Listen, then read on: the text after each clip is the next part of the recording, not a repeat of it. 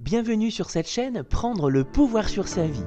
Aujourd'hui, je vous propose un résumé d'une vidéo d'inspiration de David Laroche. Les 3 uniques moyens d'avoir une vie de dingue. Selon lui, il y a 3 choses où vous avez du pouvoir. Vous êtes en couple. Vous êtes entrepreneur. Vous êtes salarié, vous avez un patron et ça ne se passe pas comme prévu. Selon David Laroche, il y a 3 endroits où nous avons du pouvoir pour pouvoir sortir de cette situation qui ne nous convient pas. La première est la perception d'un événement. Nous avons fait une expérience en posant la question à 100 personnes ayant vécu le même événement, un concert, et bien sûr 100 personnes à qui nous avons posé la question ayant vécu le même événement, toutes ont donné une réponse différente. Un autre exemple, 2 jumeaux, élevés dans la même famille avec des parents agressifs, vont avoir 2 trajectoires de vie complètement différentes. L'un va se dire « j'ai vraiment eu une vie horrible ». Il va rester dans cet état d'esprit de victime et il va détruire sa vie. L'autre va se dire « j'ai eu une vie horrible, mais je décide de grandir de ça et d'être un acteur de ma vie ». On se rend bien compte que ce n'est pas ce que l'on vit qui détermine notre vie, mais vraiment comment je perçois les événements et ce que je décide d'en faire. Un autre exemple. L'autre jour, un client arrive avec un grand sourire et je lui demande « Mais qu'est-ce qui se passe ?» Il vient de payer son URSSAF, une grosse somme. Et pourtant, la plupart des personnes ne réagissent pas comme ça. Mais lui me dit « Je suis super content, c'est l'année où je paye le plus d'impôts. Et si je paye le plus d'impôts, c'est que j'ai gagné le plus d'argent. » Et c'est marrant de voir que la majorité des entrepreneurs vivent la même situation, mais ne la perçoivent pas de la même manière. J'ai donc du pouvoir sur comment je perçois les événements de ma vie. Par exemple, un licenciement peut être l'opportunité d'aller vivre ses rêves, comme une renaissance.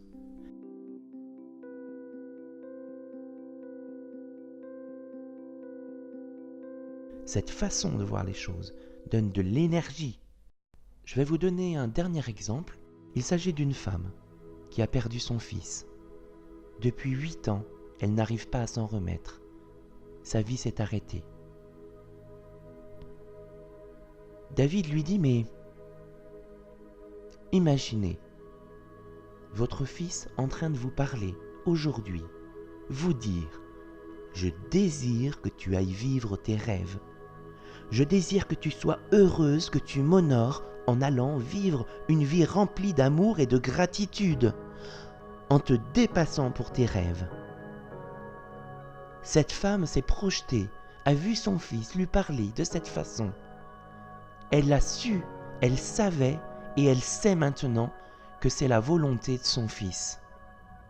Elle ne pensait plus qu'à elle-même, à cette situation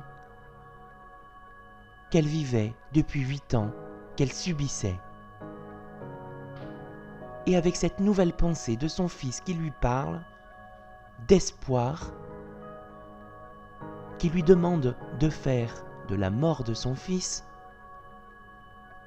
quelque chose de bon pour elle, qu'il souhaite qu'elle soit heureuse, remplie d'amour et de gratitude pour ce qu'elle va vivre pour d'autres, car le rêve de cette femme était d'aller au travers le monde aider les plus démunis. Eh bien, figurez-vous que cette femme est partie en voyage humanitaire et aujourd'hui a une vie remplie de gratitude. Elle pense à son fils tous les jours et l'imagine combien il est lui-même heureux de voir son bonheur et ses rêves se réaliser. En conclusion, vous avez du pouvoir sur comment vous percevez les événements de votre vie. Vous n'avez pas forcément de pouvoir sur ce qui se passe, mais vous avez du pouvoir sur comment vous les regardez, comment vous les contemplez. Vous changez l'angle, vous vous racontez une autre histoire et faites en sorte de rentrer dans votre propre délire, dans cette nouvelle histoire, jusqu'à vous convaincre vous-même que l'événement en question est au final une opportunité. La deuxième chose sur laquelle j'ai du pouvoir, c'est les actions que je mets en place. C'est-à-dire que j'ai le pouvoir sur ce que je peux faire dans cette situation. Cette situation ne me convient pas. Je peux démissionner.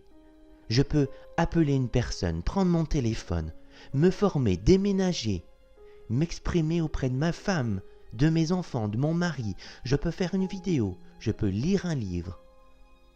Je peux faire une liste des bénéfices que cette situation m'apporte. Je peux établir un plan d'action pour plus tard, quand la situation le permettra. Tous ces exemples de situations répondent à une loi neurologique très simple, qui dit que quand tu focalises là où tu n'as pas de pouvoir, tu crées un sentiment de déprime. Pourquoi ? Parce que tu crées de l'impuissance. Il faut lister les choses là où l'on a du pouvoir, partir de ce que l'on sait. Et je le fais. C'est garanti. On agit, on agit, on agit, on corrige, on avance. Ce sont des actions incrémentales. Le troisième endroit où nous avons du pouvoir, c'est sur nos décisions.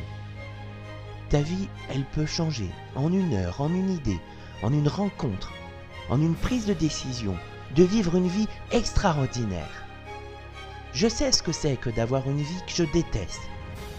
Je sais aussi ce que c'est que de m'honorer chaque jour, d'avancer vers mes rêves, d'avoir de la gratitude, d'avoir une vie qui m'inspire. Je souhaite que tu fasses partie du rang des héros qui inspirent les autres. Si cette vidéo t'a inspiré, même si c'est inconfortable, une décision que tu peux prendre là, aujourd'hui, maintenant, c'est de cliquer sur le bouton partage. Envoie-la à un ami qui en a besoin. Car j'espère que cette vidéo va ne pas servir qu'à toi. Aide-moi à la diffuser. Ce message est important pour quelqu'un que tu aimes. C'est un message d'espoir pour tous.